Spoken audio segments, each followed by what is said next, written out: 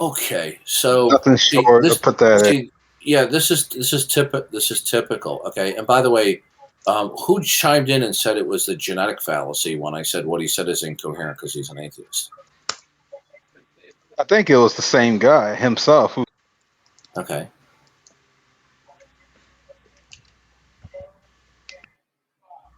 It is a genetic fallacy. Darth. Okay. Well, let me explain something to you. If atheism is a worldview, it's not. Oh, okay. Now we're going to have to talk about that. Okay. Now, is believing in God in terms of the creator-creature distinction, is that a worldview? According to what I understand, according to what you said, I think, yeah, it is. Okay. So when we affirm the creator-creator distinction, we're making a universal positive. Okay? I know this. We've spoken before. Again. Okay. Yeah.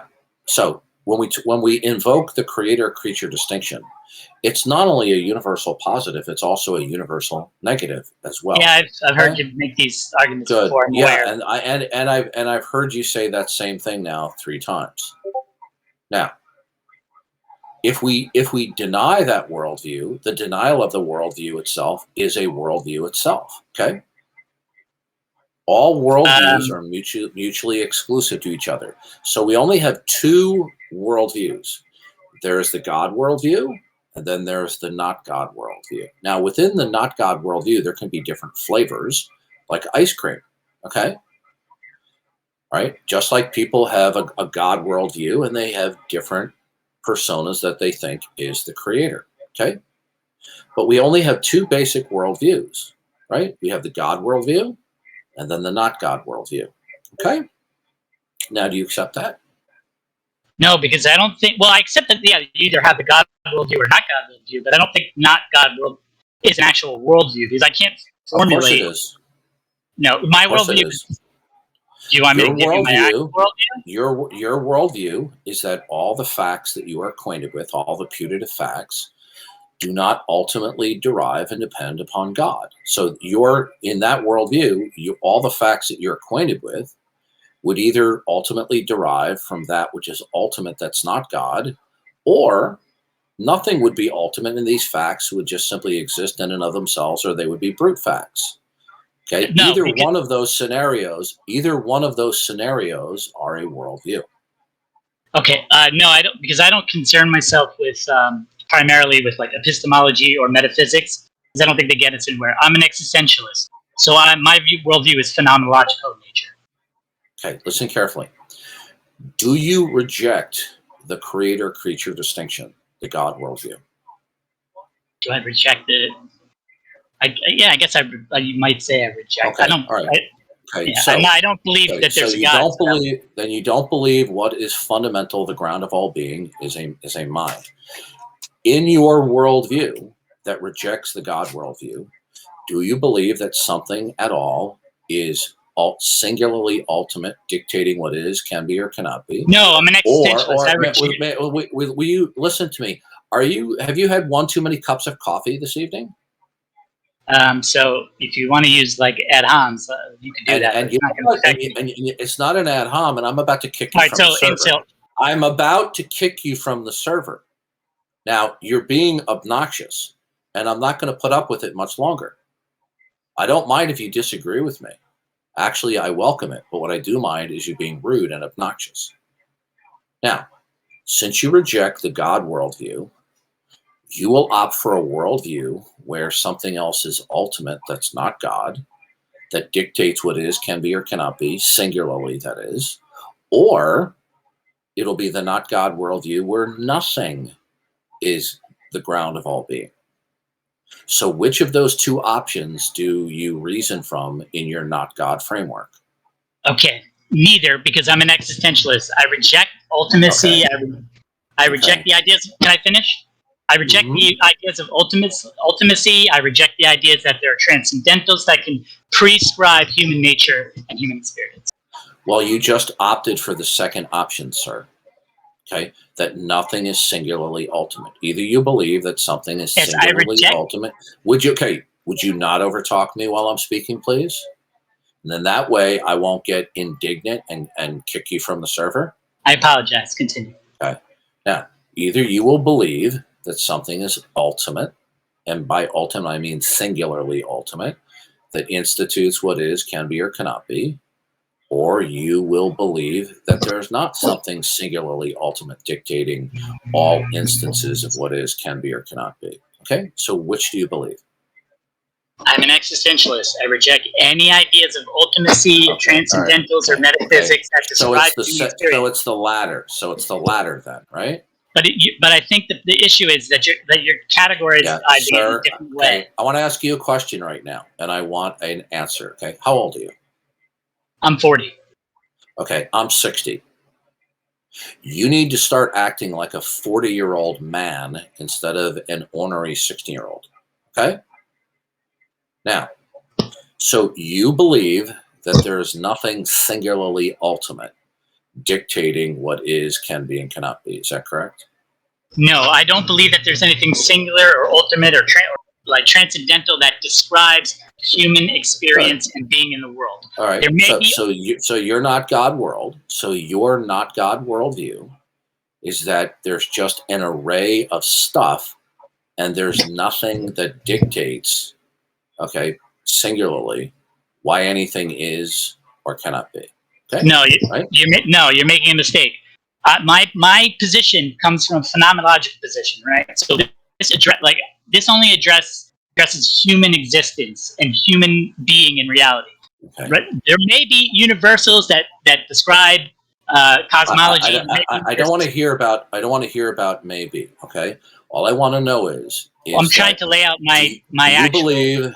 Do you believe that there are two or more things that are eternal, that are behind everything else, or do you just believe that things popped into existence from nothing? I don't think things popped into existence from nothing. I'm not sure what the ultimate cause is.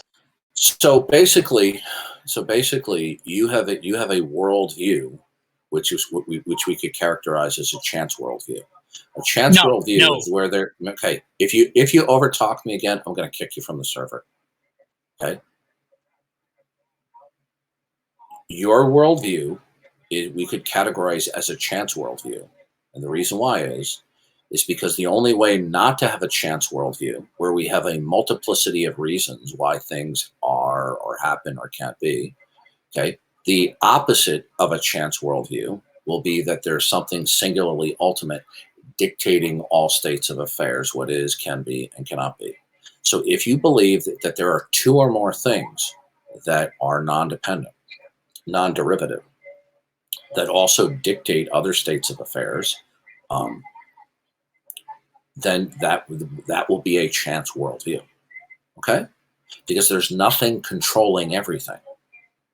Okay? Now you may not like the word chance, but you can't escape the definition of it. Okay? So do you believe that there are two or more things that are absolute within themselves, okay, that explain all phenomenon? No, I think you're making a mistake, Darth. You're talking about you reject what I'm saying? You reject. Please? No, you can stop right there. You reject that there's something singularly ultimate dictating all phenomenon.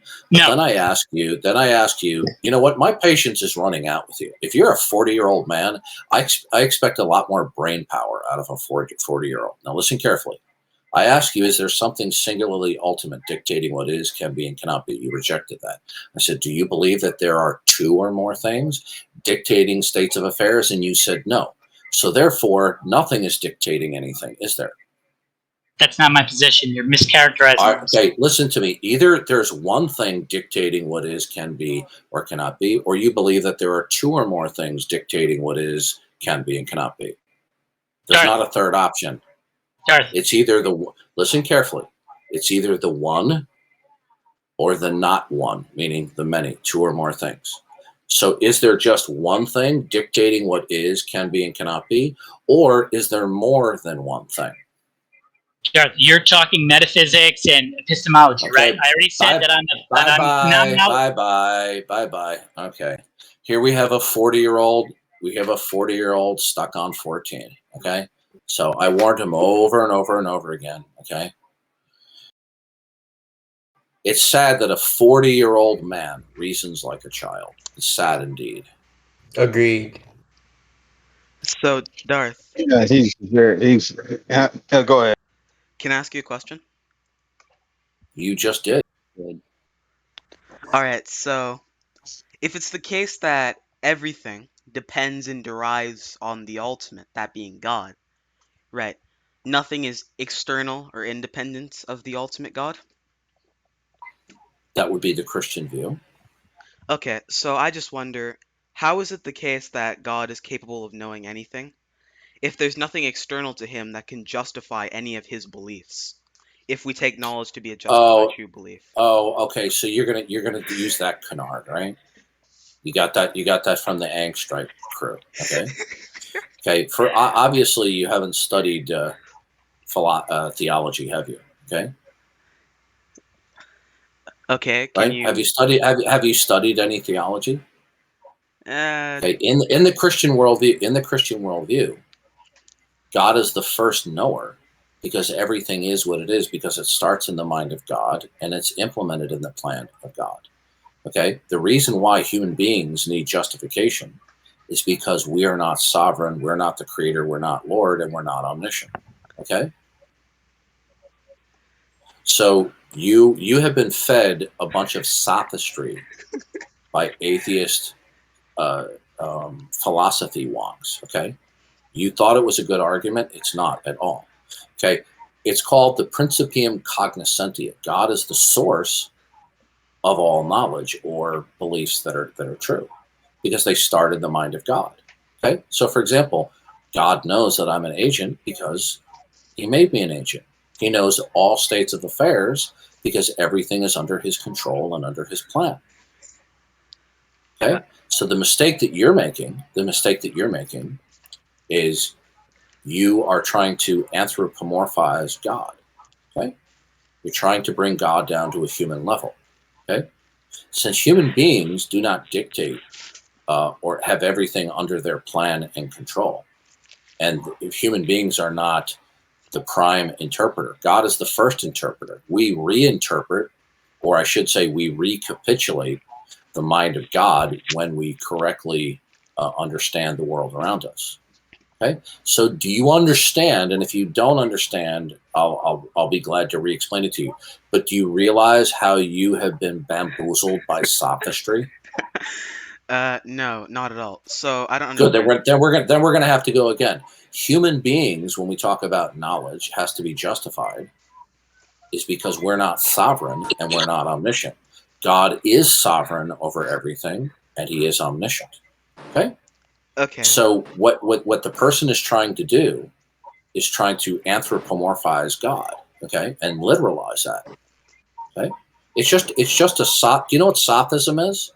I know what sophism is, using fallacious reasoning to deceive people. No, that's not what sophism is. Okay. You're close. Sophism is using cleverly sounding arguments that are in fact fallacious. But they have an air of sophistication to them, or they seem like they're intelligent when they're not coherent. So the reason why God knows everything is because he's the first knower, because everything is what it is because it starts in the mind of God. What you are doing is you are misconceiving God. You are conceptualizing God as though God were just a super, it was a superhuman. Okay. Right. Okay. Can I respond? By the way, do you think people have beliefs without justification either? Because if they do, then it's just arbitrary. The difference between belief and knowledge, more often than not, is just a matter of emphasis. So God has true beliefs because he is the one where everything starts in his mind in the plan of God. Okay. Okay. So now, can I respond to that? Are you an atheist? Can we go back on the horn we were on? Are you an atheist? Yes, I'm an atheist. I want to respond to what Okay, you just said. why was that so hard for you to answer? Because we were on a previous topic and you were shifting No, the well, yeah, goalposts. you could just say yes, I am. Listen, you've already seen me kick a couple of people out there because they're being jerks. You're getting close to getting kicked out. Okay, Darth, can I Okay, please respond to what you just said? sure, go ahead. Okay, so if we take knowledge to be a justified true belief, right? I see no reason to just special plead God out of that. So It's God would not. It's not require. special. It's not special pleading. Okay. Yes, it is. You are conflating when we speak of God, we speak analogically. Okay. Do you know what that means? We take Analogically. with the analogically. Okay. As opposed to speaking univocally about God. When we speak about God, we take the things in the world that we know and we attribute it to God so that we can try to get a handle on who and what God is. But we could never speak about God and his attributes exhaustively, okay? Because we would have to be omniscient. So when we do speak about God, we have to speak analogically, take things of the world, okay? So instead of saying knowledge, we could just simply say God's mental states, okay? So all of God's mental states about the world are true. Why? It's because everything that is, can be, and cannot be starts in the mind and the plan of God. And that is how God knows it from a human perspective. So again, I'm going to remind you for a third time, you're simply repeating sophistry. Okay, can I respond? Yeah. Okay. So, are you saying that knowledge is not justified true belief for God? Okay. We use human terms to describe things about God analogically. Okay.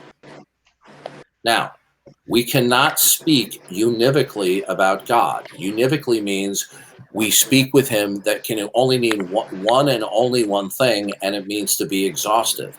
We cannot speak exhaustively about God, so we have to speak analogically. Okay. We talk about God being merciful, God being just, being love. Okay. All of these are analogs of what God is. So we can talk about God's mind, God's reason, God's beliefs, God's knowledge. Okay, but you're making the sophist mistake in thinking that God has knowledge in the same way humans do. No, we only have knowledge because it is granted to us to God through His revelatory actions. Okay, do you understand that? Can I respond? We could not know anything were it not for God's revelatory actions, which encompasses all of creation. Those revelatory actions have to start in the mind of God. Okay? Okay, So can I respond? nothing, listen carefully.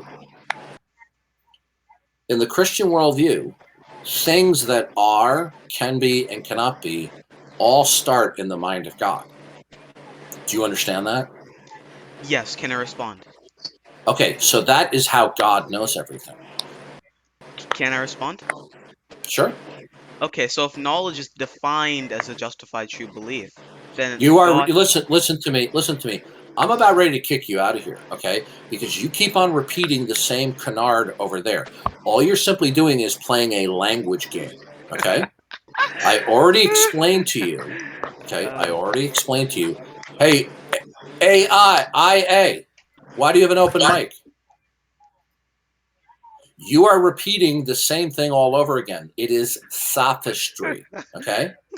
I already explained to you that we can only know something, okay, have a belief that is true, and there's a justificatory path. The justificatory path are the revelatory actions of God, okay? Do you accept that? In the case that the Christian worldview is true, the justificatory path are the revelatory actions of God. if knowledge is only possible with revelation, how does God know anything? Okay, listen to me carefully. Listen to me. We're talking about human knowledge, okay? Now, we have to, in order for us to know something the way God knows it, we have to recapitulate or think God's thoughts after him. Okay?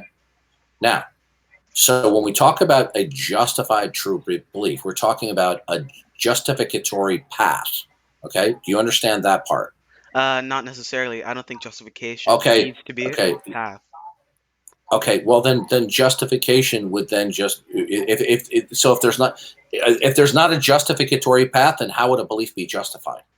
Well, it depends on what you mean by path. Like, A justification means that there's an actual linkage between the true belief and its actual state of affairs. So a justificatory path is another way of formulating the term justified and justified true belief. There's a justificatory path, but the justificatory path is a more specific rather than general. Okay? So in order to actually know something as opposed to have putative knowledge. Do you know what the word putative means? no. Okay, it means attributed to be the case. Okay? Okay. So we can only actually possess knowledge if the belief is true and that belief is the product of a justificatory path. Okay? If there is not an actual justificatory path, then we wouldn't have knowledge from a human perspective. Now, the reason why we know things is because God first knows them, because they start in the mind of God, and then it is implemented in the plan of God through his revelatory actions in creation. God's revelatory actions are not limited to, for example, him merely speaking audibly to Adam or Noah or Abraham or Moses. God's revelatory actions consist of things like you looking at the moon and seeing it shine at night, looking at your fingernails. Everything that God creates that we come into conscious awareness from is a revelatory action of God. Okay? And it would not be all of the things that we come to know. Okay? We could not know them were they not a creative revelatory action of God.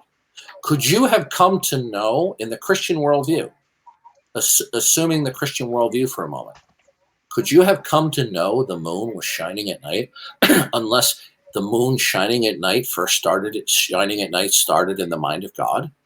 In the Christian worldview, no, God has to reveal it.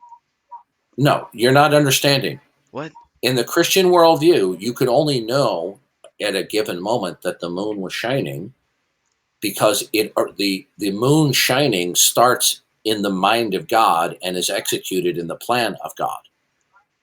Okay, you understand? Not entirely. I just want to know what it means. Okay, for God all right. to know Listen to me. Do all things, all states of affairs, exist because they are a product of God's creation in the and Christian worldview. sovereignty? Yeah, in the Christian worldview. Well, the answer is yes. So this is how God knows everything. Everything that God makes outside of himself, he knows because it all starts in the mind of God to begin with, even including acts of agency. So you can stop with this sophistry about how does God have a justified true belief. This is just a sophist argument. I've explained to you now 4 times why it's sophistry. Okay. So I suggest you drop it. Darth, what does it mean to say that God knows something? Okay. God knows something because God decides what his creation is going to be, in addition to his exhaustive self-consciousness of himself. The other additional things that he believes that are true, that he knows them because he decides that they are the case. Okay, that wasn't really a clear answer to my question, right? Okay, I just wanted a definition. okay, listen. I'm going to tell you right now, you are on really thin ice, and you're not only on the verge of being kicked, you're on the verge of being banned because you're being a sophist. Okay. Now, I explained to you that we say that God knows things is because all things that do come into existence and have to start in the mind of God first. Okay, that's fine. Okay. Can we move to something new? Sure. I'd like to know why you're an atheist. Because I think Christianity is incoherent. Okay, that doesn't get you to atheism. What you're now doing is baiting and switching. Atheism entails, okay, hey, enjoy your ban. Bye-bye.